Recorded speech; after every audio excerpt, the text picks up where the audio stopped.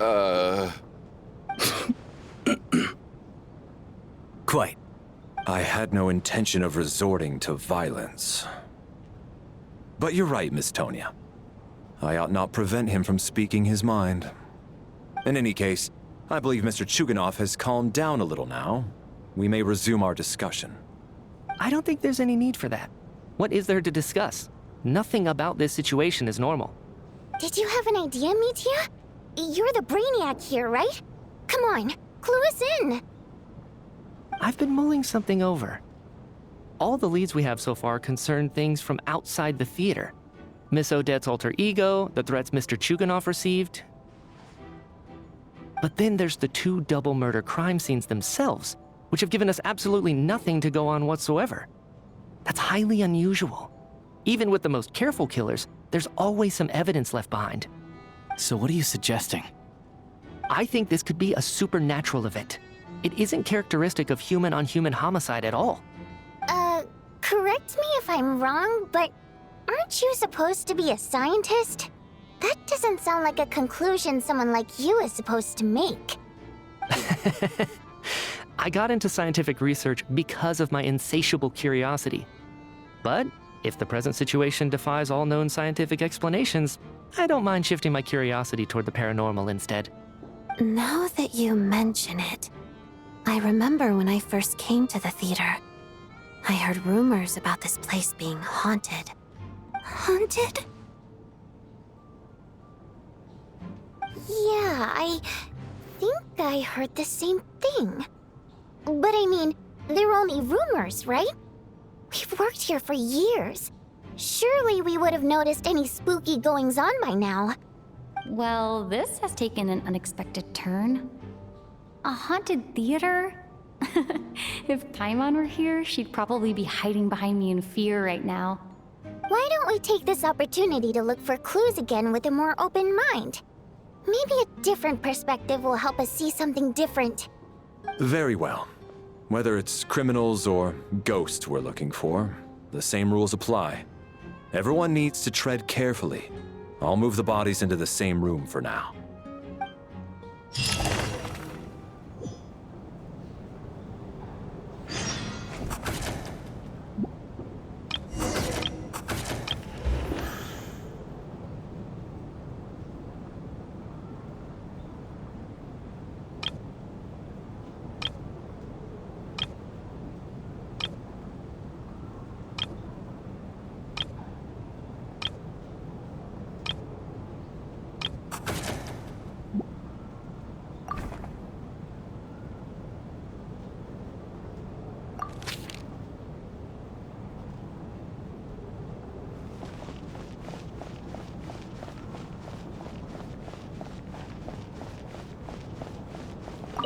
I need to think very hard about whether there's anything that ever needed hiding. After all these years, there must be some things even I've forgotten about.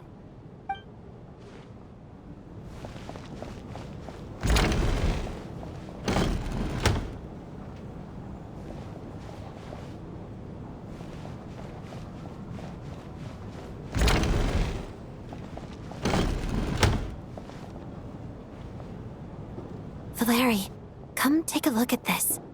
You too, Traveler. Some sort of notebook. What is it for? It's the on-duty logbook for the theater. Kulish was the main person to use it. He mostly used it to record any unusual incidents during a show, audience numbers, exit times, and so on. Yes, he'd always have this logbook with him when he checked tickets at the entrance. This should confirm a lot of key details about the recent show. So, you find anything unusual? Yes. The number of people. I've checked and double-checked, but the numbers just don't match what's recorded in the logbook. Apparently, we have an extra person among us. Are we certain that logbook is accurate? Could someone have sneaked in without buying a ticket or something? Unlikely. Kulish took his duties very seriously. I've rarely seen any errors in his work. Not to mention that this was a dress rehearsal, meaning smaller audience numbers and tighter ticket restrictions than usual. Everything would have been well within his control. We no longer have our tickets with us, do we? They got collected on entry. I assume there's no way we can check them again. Unfortunately not. The theater recycles tickets. Once people are in the door, they don't tend to leave until the show ends, so we collect the tickets at the point of entry.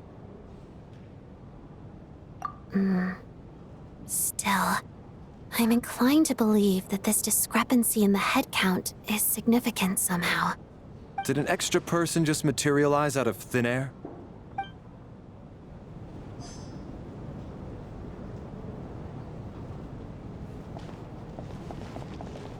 Did an extra person just materialize out of thin air?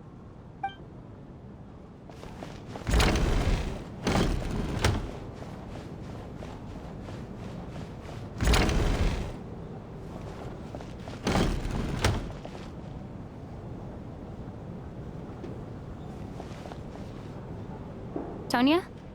Did you find anything? Not yet. Still looking. So... Are we supposed to be looking for something paranormal? I think I'd prefer teaming up with you than looking around on my own. This looks like somebody's notebook. Shall we read it together?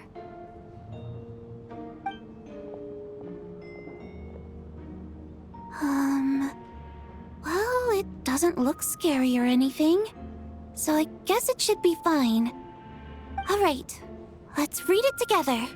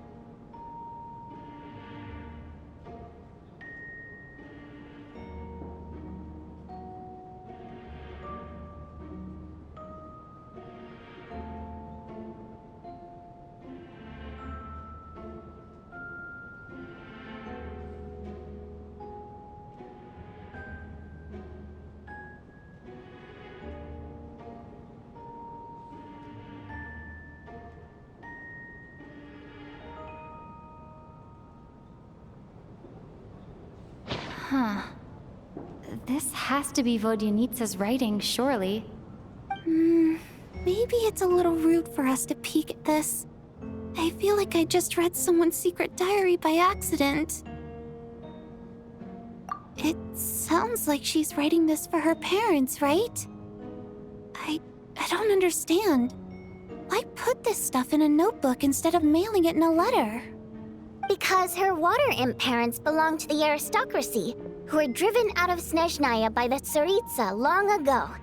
And now they live somewhere new, where the postman can't get to. We're sorry!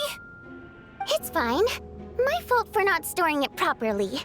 I can't leave things lying around and expect them to get ignored when everyone's scouring the place for clues. All right, give me my notebook back. I'll take over the investigation in this room.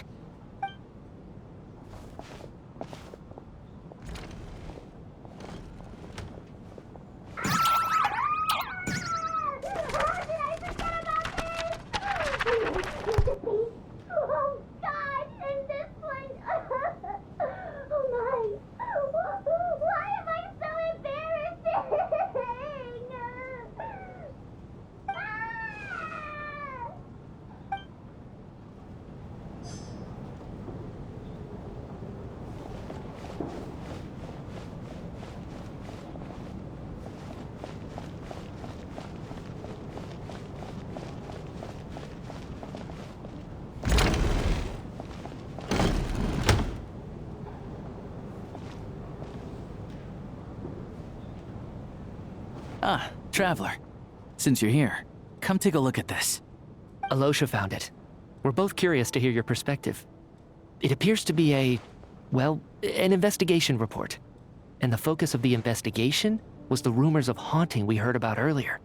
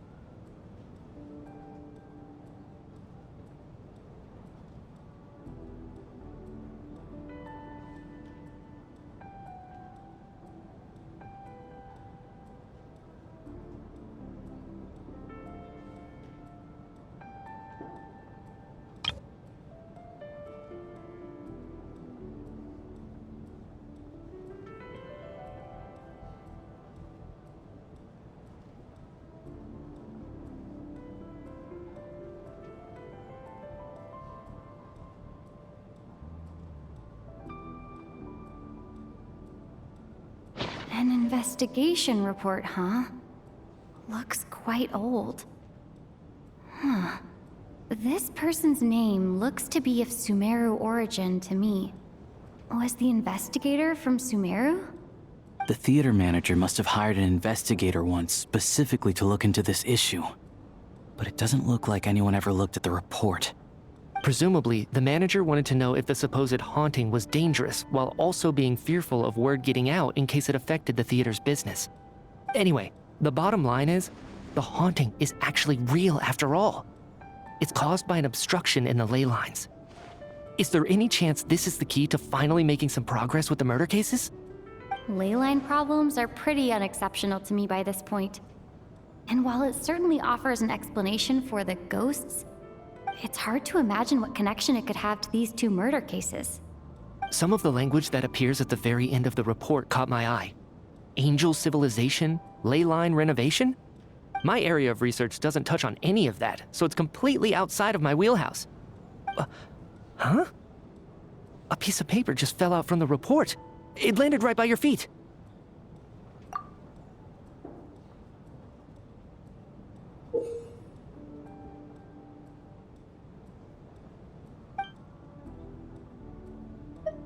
How unnerving.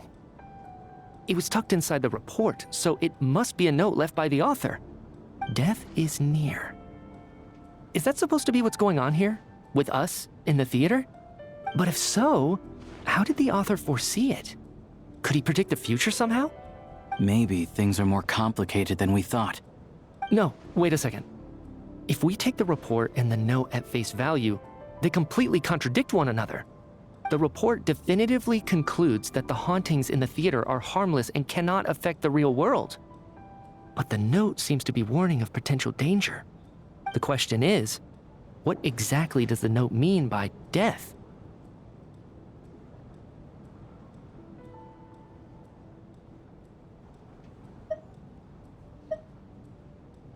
The various ways we could interpret this keyword lead in completely different directions.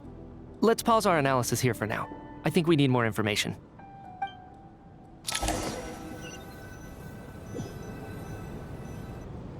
If we take all this together, it's not impossible, is it? If anything, it's the natural conclusion. Oh, I beg to differ. This sounds to me like a product of a researcher's vivid imagination. And perhaps it's because I'm still viewing this through the lens of a typical murder investigation. But still, I'm struggling to be persuaded by your theory. Does it really sound that far-fetched? All right, well, let's treat that as speculation for now. I do agree with what you've said, so let's go with your idea for now. Good. Okay, now that we finally have some meaningful leads, I think it's time to reconvene. Let's get the others.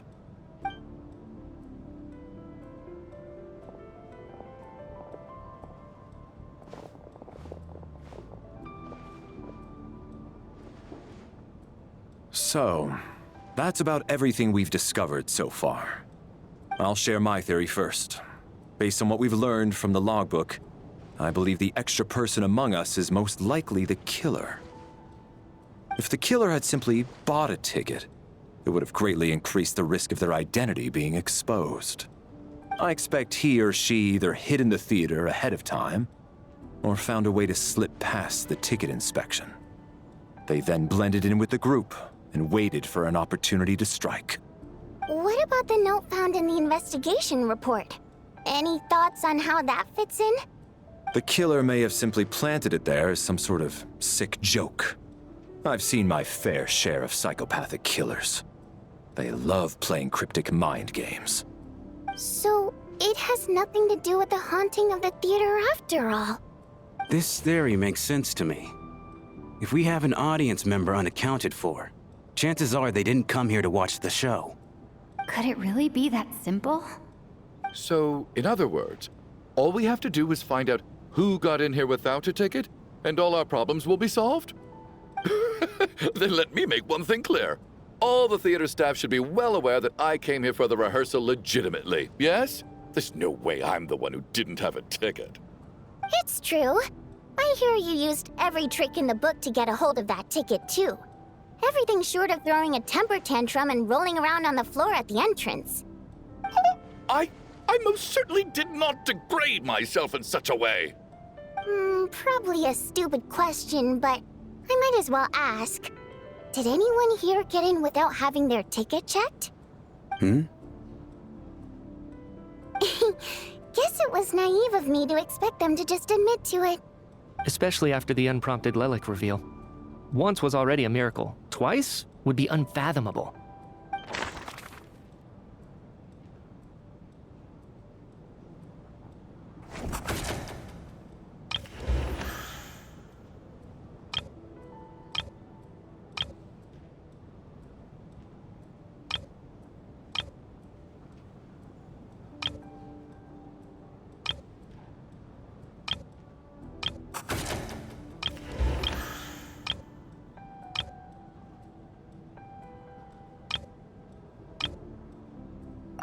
Tonya received her ticket the same way I did.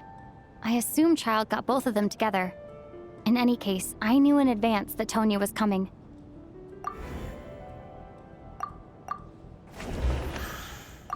As things stand, the audience head count doesn't add up. I guess we can rule out the theater staff members.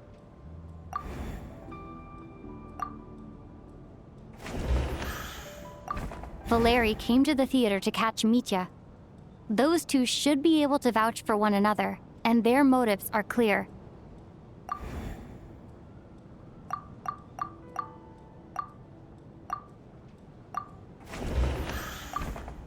I don't believe any of us here knew Shram before all this. If no one can verify Shram's identity...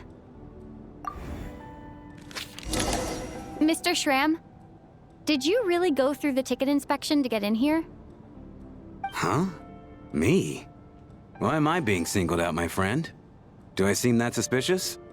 It's not that you stand out as suspicious, more that everyone else has been ruled out as trustworthy. Okay.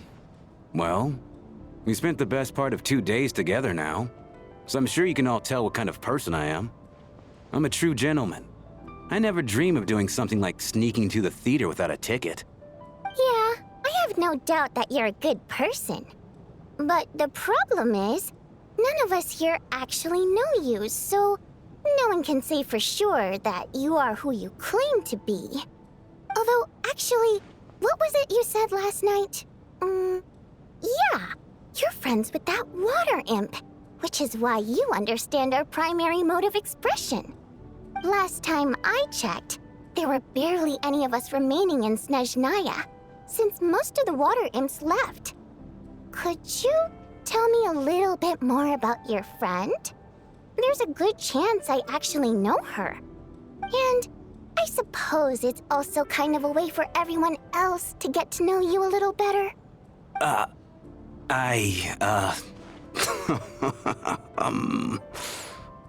Good grief. Are you blushing? Pull yourself together, man. Stop giggling like a teenage boy. It's revolting. Hey, revolting is a little strong.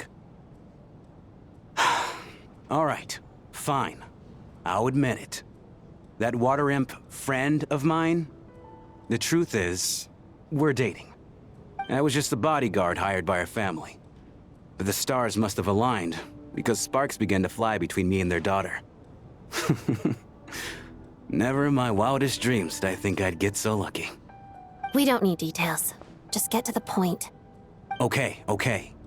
I'm just a little hesitant to reveal her name, that's all. You know how it is. These are delicate times.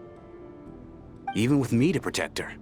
If word gets out that she's dating a human, both the Fae and human factions will give her a hard time. Really? Wait, no. That can't be. Huh? Shram, what the devil are you talking about? Why is everyone looking at me like that? Surely you can understand where I'm coming from. Delicate times? Factions? Yes? You know, the Civil War? Last time I checked, the Fae and the humans were still at each other's throats.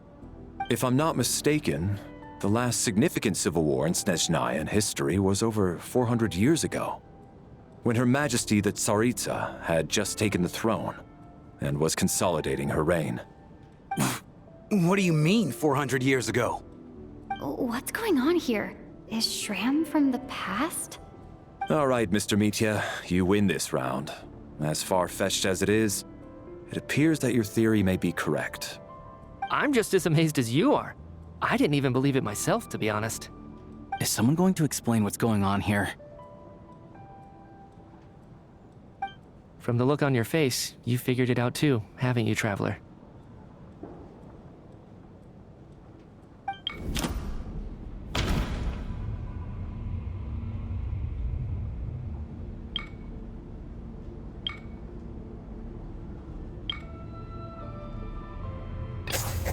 The theater's ley lines have been modified to block souls within its grounds from returning to them. Some souls can even wander this place forever. Mr. Shram's statement proves he's from hundreds of years ago. And according to the investigation report on the theater hauntings, Mr. Shram is very likely a lost soul wandering the theater.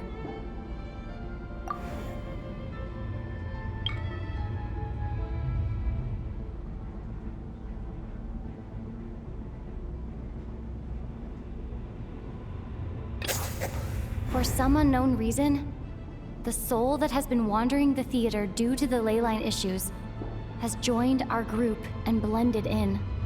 Yeah, that must be the immediate reason why the ticket count doesn't match the number of people present.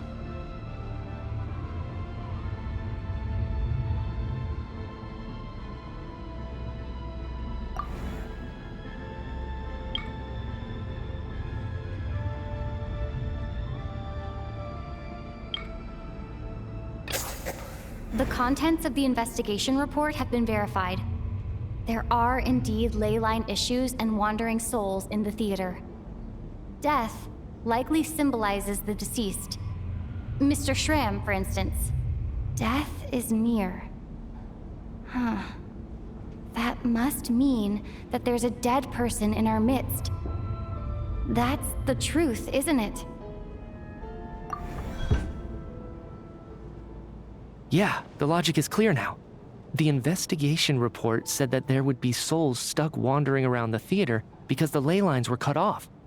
Mr. Shram must be one such soul who died in the theater a long time ago. In which case, that also makes him our extra person. So when the note said death is near, it must have been referring to death as in the deceased, people who died a long time ago. Someone who died a long time ago. In short, there's a dead person among us. The extra person we've been searching for is a ghost from the past. You mean I'm a ghost? No. Don't make jokes like that, my man. There must be some mistake.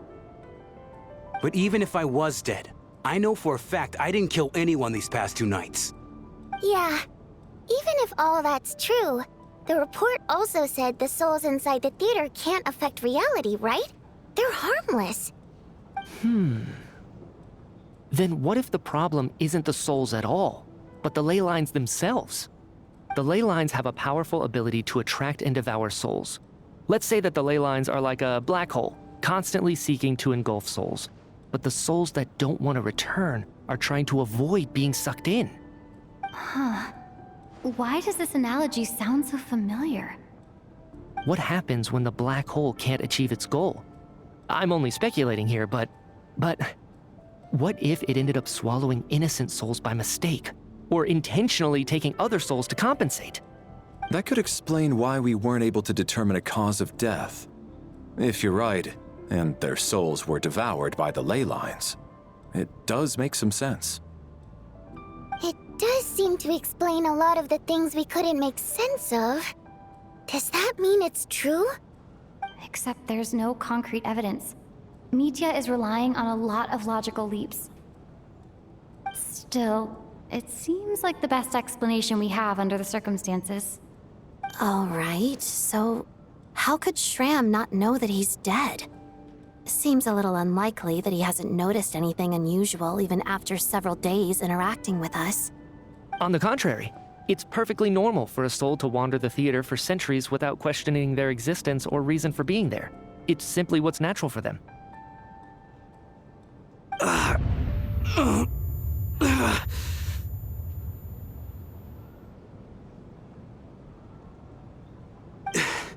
You know what, Mr. Brainiac?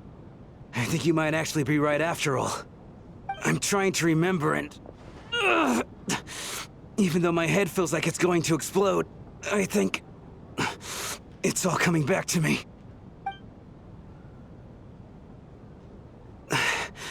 I was the one who didn't want to remember my own death, so I forced myself to forget. Well, I'm sure those are painful memories. My lady and I snuck out to go on a date one day. We bought tickets for the theater. It wasn't really my thing, but I was just happy to be together. All of a sudden, a group of people burst into the theater, shouting for all the water imps to get out, performers and audience members included.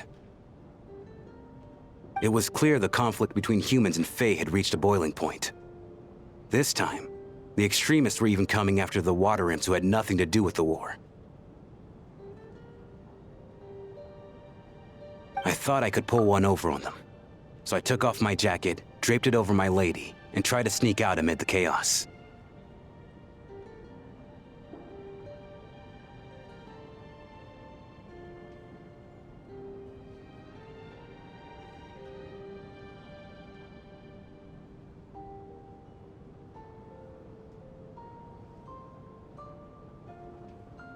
But I got caught. They started shouting, calling me a traitor to humanity. But I was going to do whatever it took to buy our chance to escape, no matter how many people stood in my way. I had to, both as their bodyguard and out of love. It's all right, friend. You can stop there if you want. You don't need to dig all that up again. It's just... even now, I'm still struggling to accept the truth. How could I be dead? I'm sorry, everyone. If I'd known I was a dead man walking, I wouldn't have dragged you down with me. If I'm the cause of all this death, then punish me however you see fit. But, Mr. Shrim... No. I refuse to be a burden. I know what I have to do. You said I've been wandering the theater for centuries, right?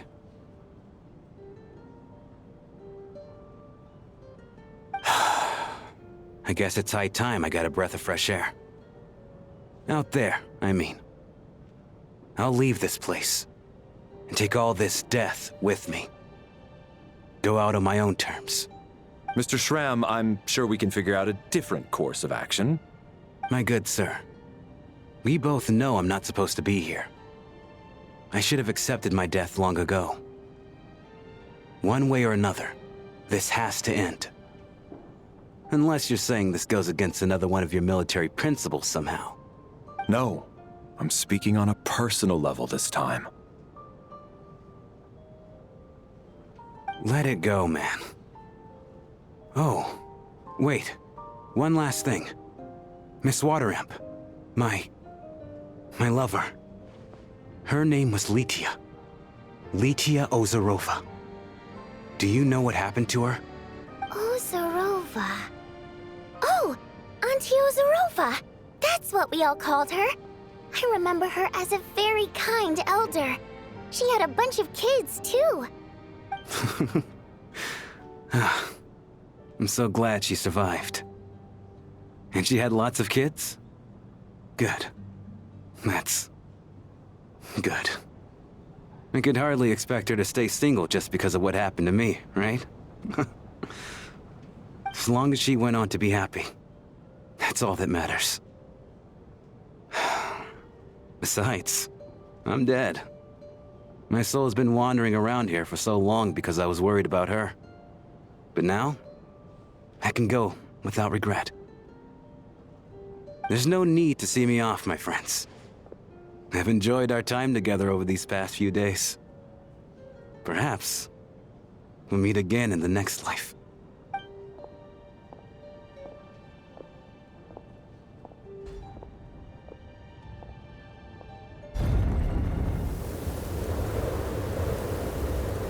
Take care, my man.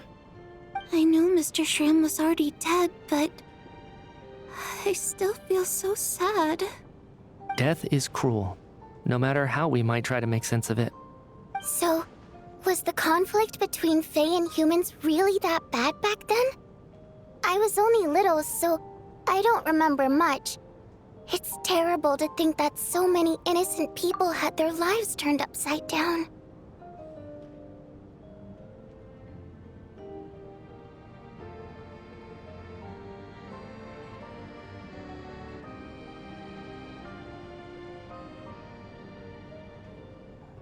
Even the historical records about that time period don't say much about it. All people know is that the Tsaritsa founded the Fatui, drove out most of the Fae aristocracy without explanation, then used her terrifying power to suppress the humans. It seems to me like the Tsaritsa chose to make herself the enemy. She downplayed the conflict, directing whatever animosity both sides had for each other at herself instead. That's also why, despite how brutal the conflict was at the time, there hasn't been much lingering tension between humans and Fae since. Things have been fairly harmonious for the past few centuries. So, the Tsaritsa banished the Fae to protect the Fae living in the city? She offered herself up to be hated in exchange for peace. Maybe it's not quite as bad as it sounds. I don't think Her Majesty is too concerned if mortals hate her or not. And besides, there are very few who truly do. All this time, I had no idea. All right. If Mitia's theory is correct, then I think we can consider this matter settled. Let's all take a break.